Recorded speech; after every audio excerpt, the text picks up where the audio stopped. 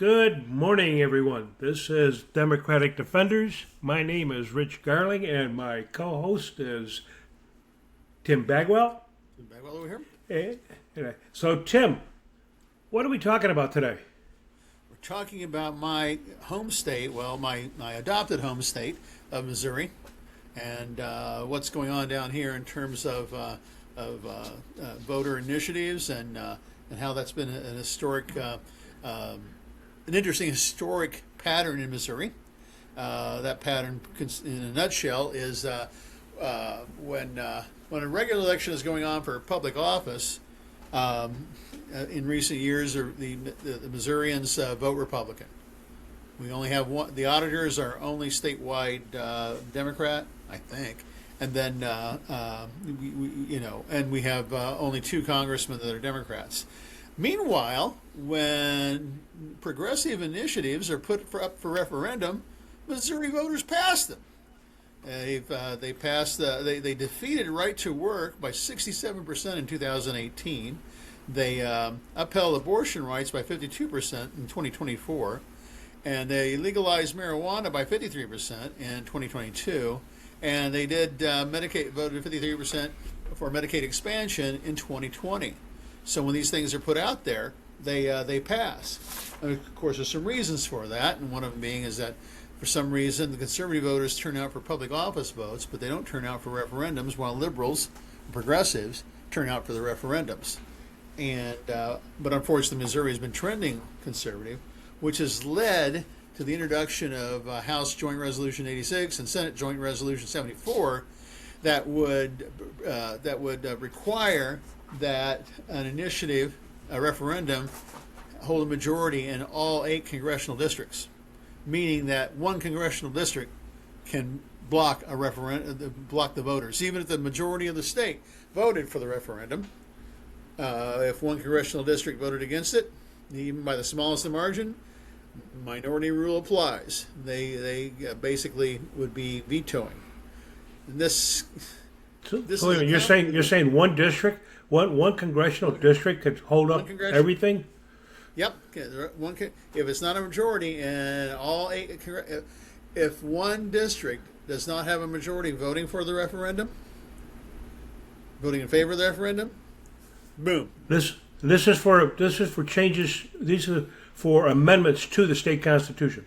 By and large, yeah. By and large amendments. Sometimes they're laws, but by and large amendments to the Constitution. Because state constitutions are a lot more complicated than the U.S. Constitution. They add in a lot of things. A lot of states add in a lot of things.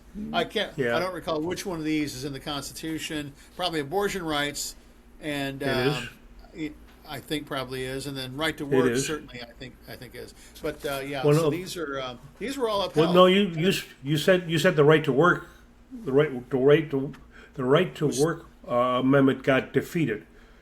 Okay, people didn't want that one. You said 67% of the people in the state didn't want it, and that, whereas abortion and Medicare and a variety of other laws did get passed by a simple majority of the people in the state of Missouri. But yes, what you're saying, but you're saying that this new amendment would basically say that, hey, it not only has to have a majority in the statewide, but it also has to have a majority in each of the 8 congressional districts. And if one congressional district does not provide a majority for that vote, then it doesn't pass. Wow. Now, which means, and this is peculiar, which means, you could dump money into one conservative district and defeat it if you're Republicans. Now, the curious thing is, is that that also means the Democrats can do that. Actually, the Democrats at this point would not have to put much money into a referendum in the first district of St. Louis. All right, because it's going to vote for is almost certainly going to vote for a progressive referendum without a whole lot of Democratic money being put into it. Okay. So the kind of St. Louis is all. The Republicans don't care about majority rule. They don't care about the plurality of the vote. They just care. Yeah. Okay. Yeah. They just care about them. What they want. But here's the thing. Now let me ask you. So St. Louis is all one congressional district right now? Um, yes, I think so. Yes, yes, yes. City of St. Louis. City of St. Louis. Okay, yeah, all right.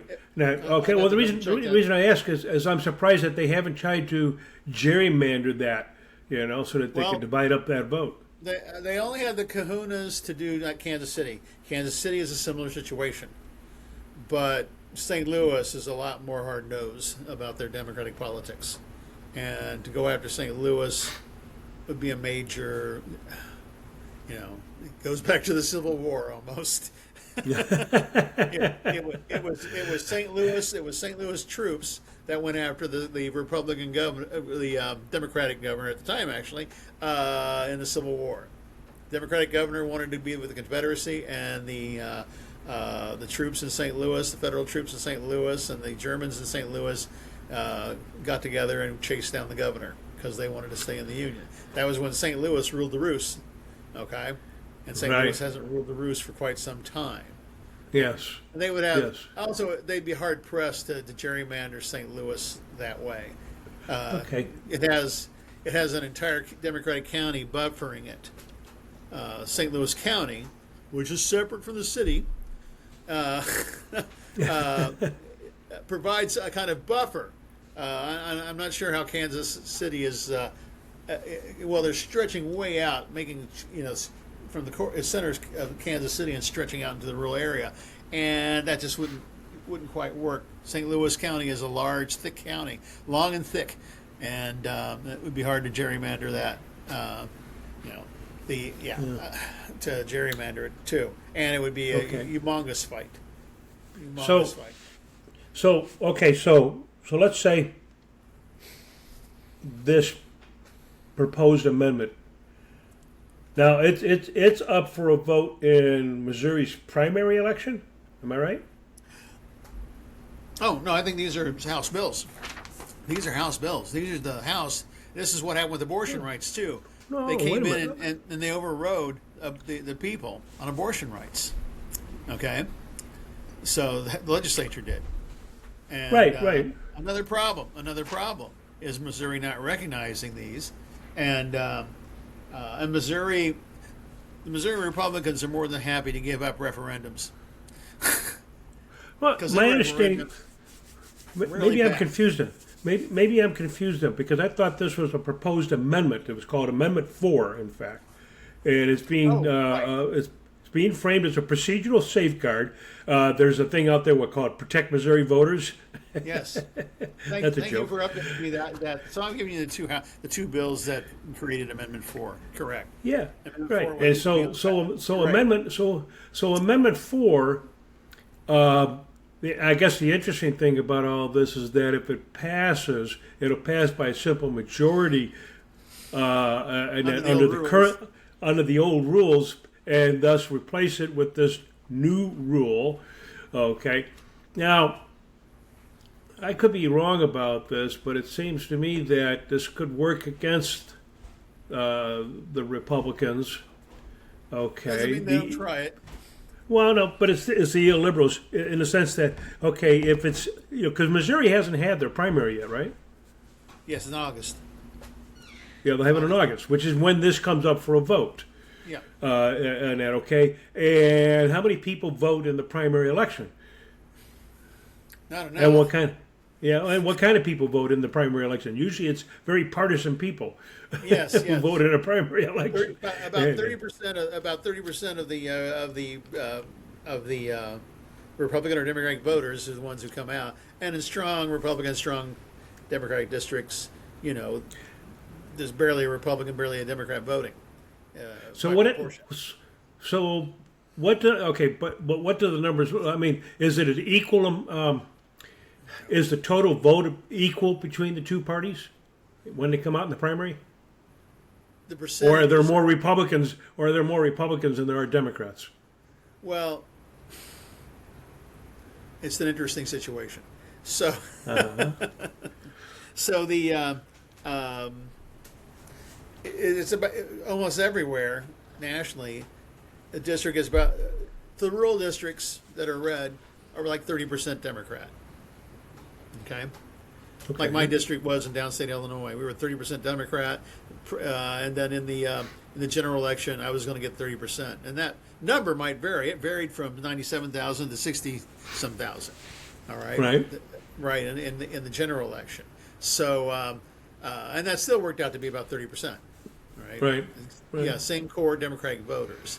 Just more come out in the general election. So more come out in the general election for both parties. And the way the House and Senate are configured in Missouri, we've had and that's something else we could talk about. We've had a supermajority of Republicans in both the House and Senate, and they're constantly trying to do things. A couple of years back, they wanted if you had served in the House for 2 years, you could qualify to be a lawyer in Missouri. Oh, that's good. Yeah, they're looking to be, conniving, money making propositions there. The Democrats the Democrats could be accused of that too, Tim. Look at Illinois. I mean, come on. Yeah. So okay, but here's my question though, Tim, because all right, let's just look strictly at the numbers. All right, we know that fewer people vote in the primaries. So the question gets down to be able to kind of see what the possibilities are here. In the primary, in Missouri, do more Republicans vote in the primary than Democrats?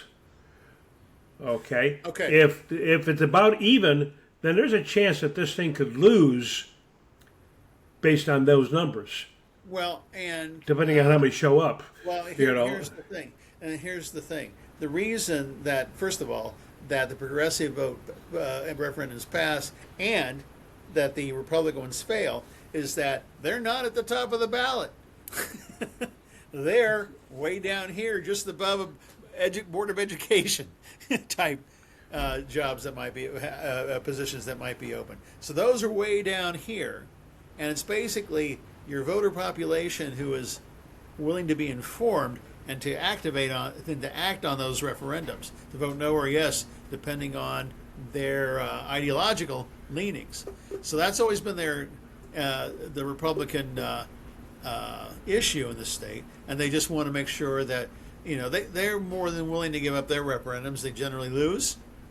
They're more than willing to restrict the success of Democratic majorities, any Democratic progressive majority vote on referendums by this new amendment that would would allow basically any red district to defeat all the Democratic majority in the state. Any district voting, Well, yeah, their goal is to prevent progressive issues from being able to become part of their constitution. Yeah, but as Republicans are often do, instead of fighting fair, they cheat. Well, yeah, but it works. But in the end, it could work both ways. And let me explain. I know what you think. You see, if they look at it this way: if they pass this Amendment 4, okay, now the rules change. Basically says it not only has to have a majority of voters in Missouri, but it also has to have a majority within each congressional district. It gives a congressional district, a veto. And this, by the way, that's something that could probably be fought in court because of the fact that you are suddenly going away from majority rule and allowing minority rule, which is something we don't allow in this country. Yeah. But here's the thing. Now, let's say, for instance, the Republicans decide that they're going to try to come up with an amendment to get rid of abortion, to get rid of the abortion amendment in their Constitution. Well, guess what? You got to play by the same rules, and you're not going to get a majority of people in the state, nor are you going to get a majority in each congressional district. Oh, there's another ploy they employ. There's another ploy they employ. Go ahead and say what you're going to say. Well, no, hang on. Yeah, hang on a second. Because what is that? That the Secretary of State has to approve any of the petitions that are submitted to put an amendment on the ballot. So the Secretary of State, and the Secretary of State happens to, and he's a Republican, right? Of course. Okay. So basically, I think it's a foregone conclusion that if a group of people come up with an amendment to get rid of the abortion amendment, he's going to put it on the ballot. But he still has to be able to pass by the new rules. If this new amendment passes, then that means it applies to everything that ever comes before the full state. And that it's it's going to bite them in the rear end too. So the only out they're going to have in the end is that they'll whittle away the power of those amendments that got passed previously. Okay, so that administratively and structurally, you're going to make all those amendments useless. Give you an example. You could make it so that if a woman wants to get an abortion in the state of Missouri, then she is going to have to go through a mountain of paperwork, or the doctors are going to have to, or the hospitals are going to have to go through a mountain of paperwork in order to make this happen. And it's all just administrative laws that they pass. They're not saying you can't get an abortion. They're just putting up a mountain in front of you to make it difficult for you to get to that abortion. And and think about it. Most women aren't going to worry about an abortion until they need one. And you only got a certain amount of time in order to get that abortion. But you put a mountain of paperwork. You make it administratively impossible to get that abortion. You've basically made abortion useless. It's a useless amendment. And you could do the same thing with all the other amendments that are passed. So that's something that you guys are going to have to watch out for in the state of Missouri. Right. Because putting this amendment out there, they basically are tying their own hands too. They can't pass amendments that they favor, and neither can we. Okay. So basically that's what they end up with. So the only thing they've got left is the fact that they've got a veto-proof legislature that can sit there and pass law after law that makes these amendments useless. Right. Yeah. Sucks. That's the way to do it. That's an interesting state down here.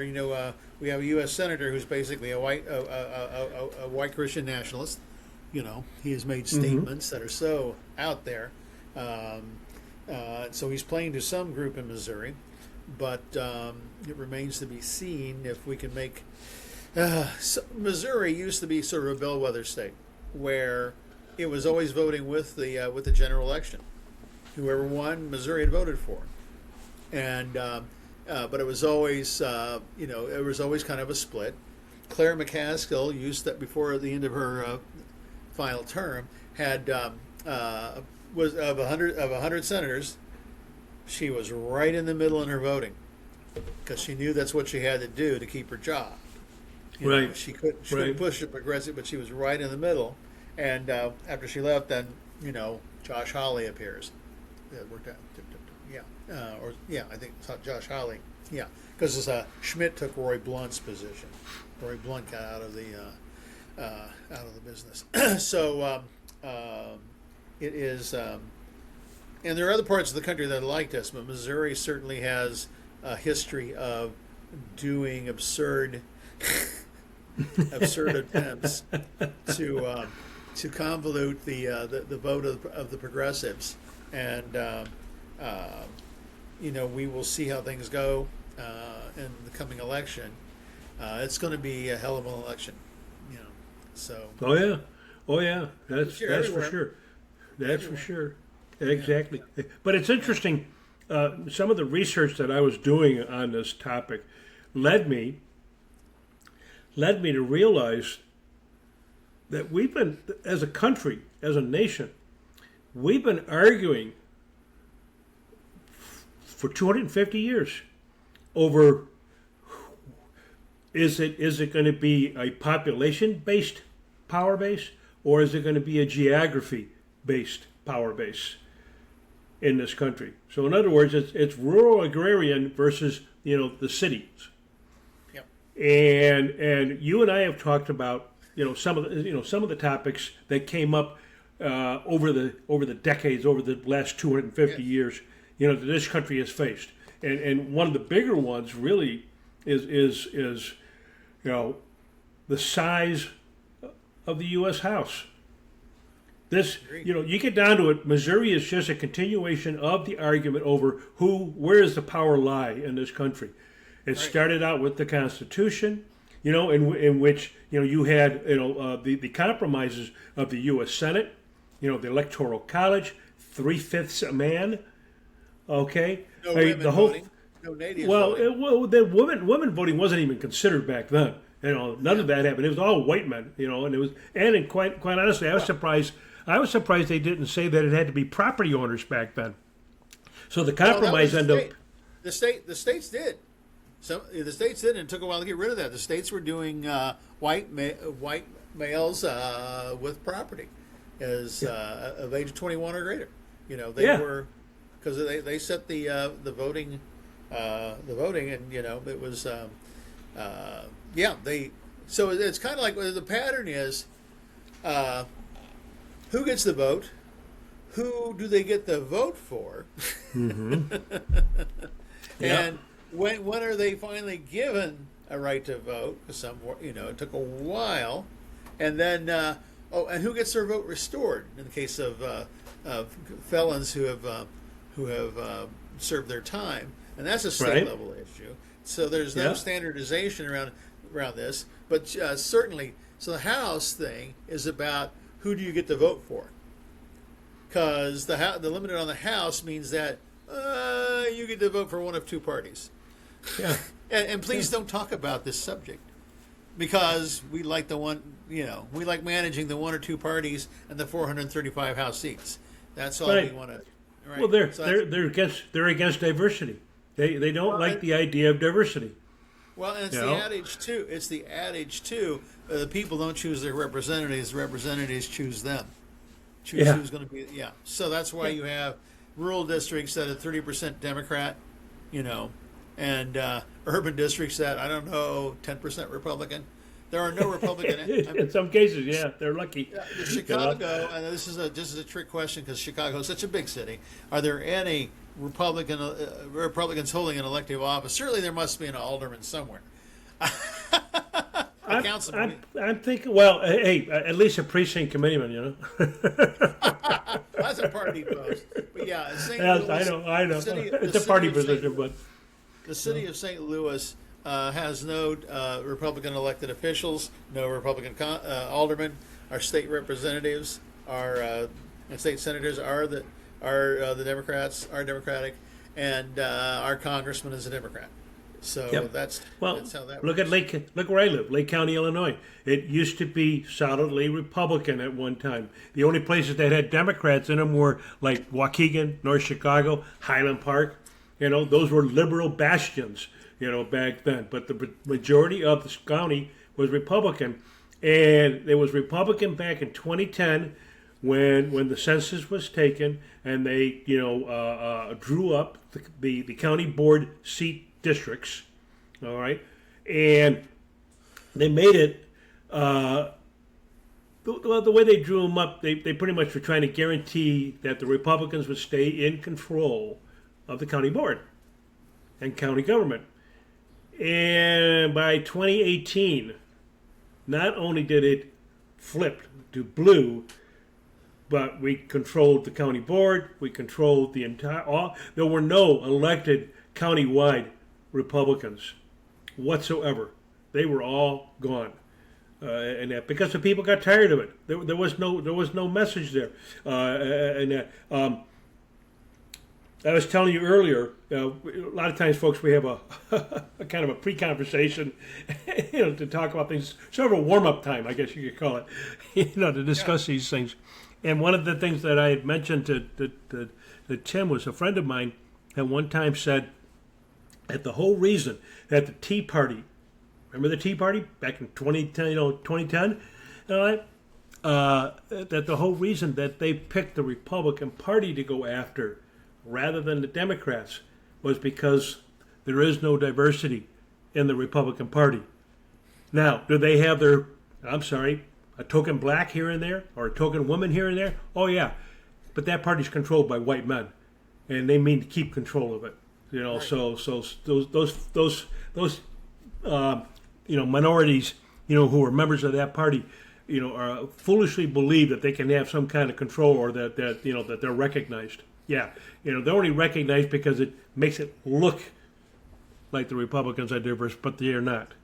Whereas the Democratic Party could not be easily taken over because of its diversity, because of the fact that there's so many different groups and voices in there, and that's and in the end, that's the point.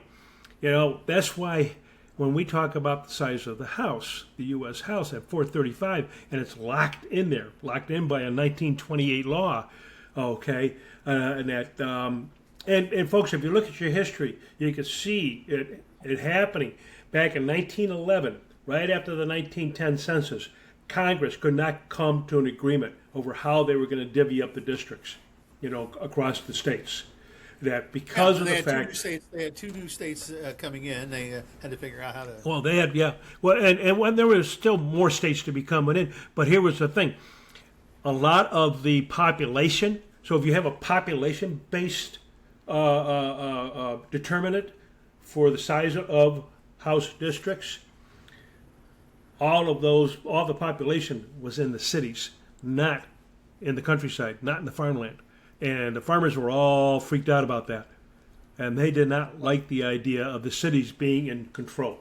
Okay? It was the same thing that we fought the Civil War over. And that was a result of the fact that we had the 3/5 of man, and we had the U.S. Senate and the Electoral College.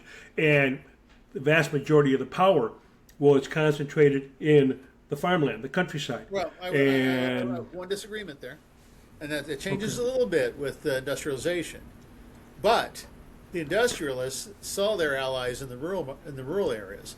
The enemies were labor. The industrialists, their enemy was labor. They needed labor, but that was seen as their enemy, and so they would ally themselves with the industrialists. The industrialists kind of replaced the slaveholders. The slaveholders were really the core of the rural problem we're talking about, but the farmers, because farmers who receive buku, the big farmers who receive buku subsidies from the federal government under Democratic programs, they vote Republican, and then the industrialists came in, and then the high tech people, and they tend Republican. Though they were fooling us in the 90s, I think they were fooling guys like you and me in the 90s. You thought some of this tech was going to bring a new democracy. Yeah, exactly. And instead, it did not do that.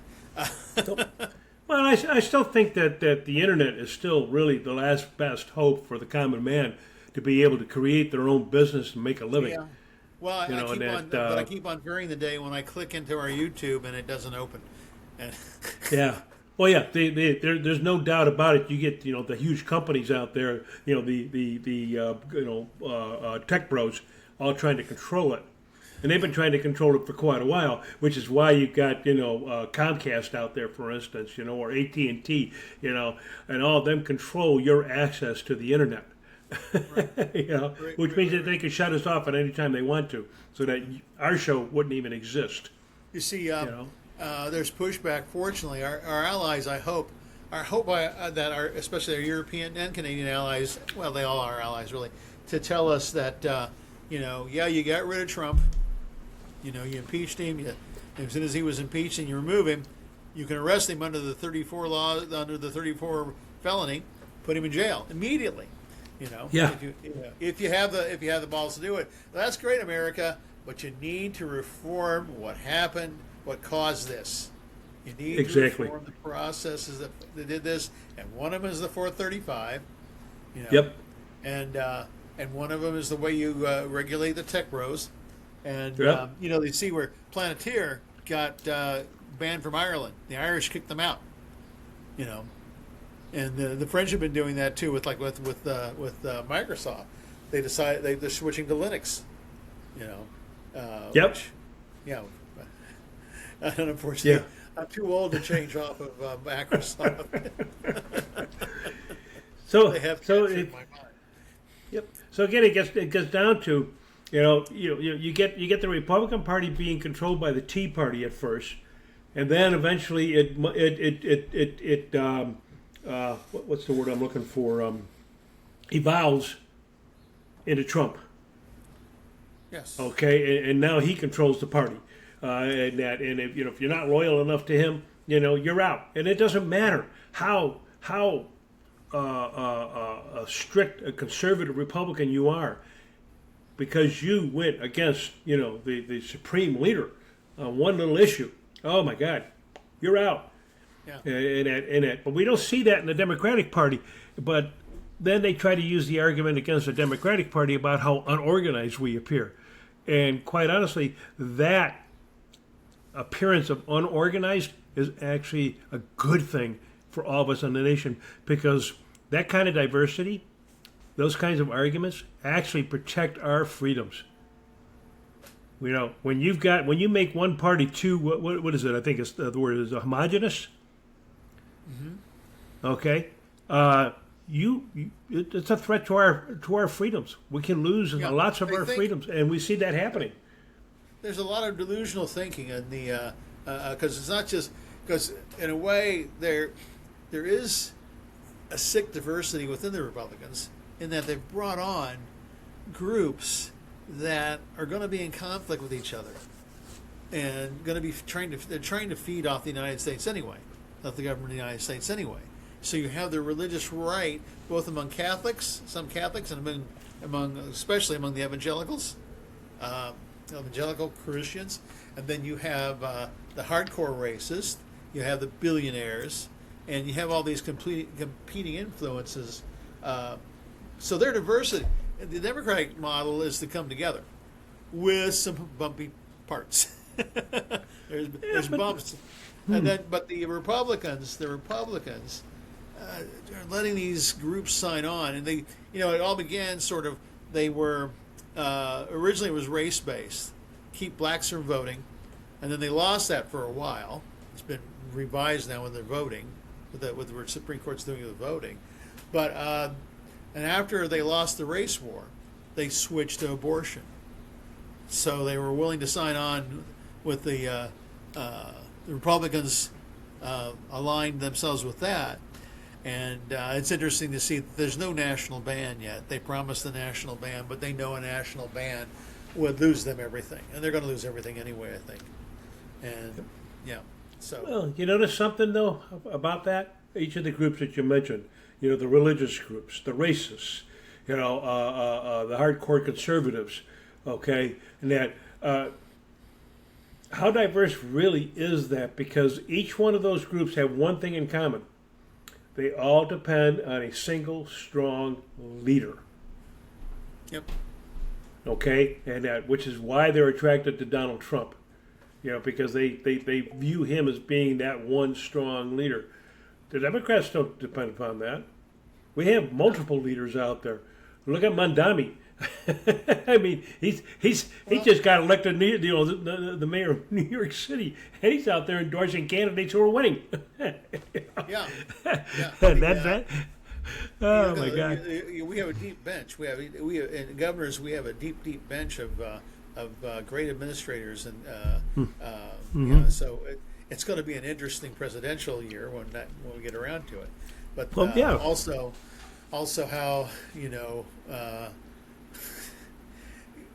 wrapping our heads around getting rid of Trump, getting rid of Vance, getting rid of the cabinet, and essentially having to replace the government because it is corrupt. Oh yeah, it is corrupt, and you just can't. Our system, unfortunately, doesn't allow for a decapitation of the, for a clean sweep, huh? Yeah. So you have to. I think on the basis of given his corruption and nobody stood up, they're out. Yeah, they get voted out. Yeah, but here's the thing that's going to, and this is what I worry about too. Is I mean, you look at how the liberal side of the argument collapses each time. The compromises we made, to create the U.S. Constitution. Okay, the fact that the Jim Crow laws were allowed to take over after the Civil War. Okay, yeah. And now we've got our current, Democratic leadership, the liberal leadership, I'll call it, willing to compromise rather than take Trump head on. which is, by the way, upsetting a lot of people. And where was it? Was it Colorado or was it Canada? Where this progressive lady beat the I'm not sure which election that was. It was just recently in the primary. It was basically Denver Boulder. Okay, Uh-huh. and there was a long time moderate Democrat there, and then this lady comes in, sort of AOC like, and she had some conflict, not legal conflict on her part, but they went after her at some point, and then she came back, and then she wins this primary. Very Democratic Socialist copying the Tea Party in a way, finding yeah. But with the idea of distributing wealth to the people, distributing service to the people, not the other way around. Yeah. Oh, so I think I have I understand what has to happen. So with the cabinet, it's simply a matter of resign or impeach. Which do you want? Right. Right. Because, well, you got to look at it this way. Either way, we're going to come after you because we know crimes have been committed here. And that's what we're going to, we go after them for the crime, but we don't hesitate. Don't do like Merrick Garland did. Don't hesitate. Go after them. Don't let him pull the Trump BS that he did. You'd also have to say that kind of counter thing. I wonder how he would have been on the Supreme Court, but Obama didn't press, for his appointment, for his right to appoint a Supreme Court justice held up by the Senate. So the Republicans have set a stage that that we should, the Democrats should, Democratic defenders should support, all Democratic defenders should support this change of government, change of administration. And it means, so it comes down to this, who's the speaker that's going to take over? And I don't think it's Jeffries, personally. I don't think it's Jeffries. Yeah, I'm not sure how. Well, here's the thing. Even though that's the line of succession, and I'll have to look this up. I wonder if Congress or somewhere along the line, we have the right to choose somebody other than the Speaker of the House to be President of the United States. That's interesting. That's it. Well, what's the process? You know me. You know us. We're process guys. You're right. What, you hurt yourself? You know what? What? The Speaker does not. Am I right? The Speaker does not have to be an elected member of the House. That's true. Yeah. So that's part of the process. Yeah. Appointing that person Speaker and sending them off to the presidency. We're revolutionaries. We are Democratic defenders. Yes, we are. And with that note, folks, we're going to call it a day. So my name is Rich Garling, and my co-host is. And we wish you a wonderful day. We thank you for listening to this episode of Democratic Defenders. For more material from us, go to Substack, YouTube, Medium, and Facebook, and look up Rich Garling, Tim Bagwell, or Democratic Defenders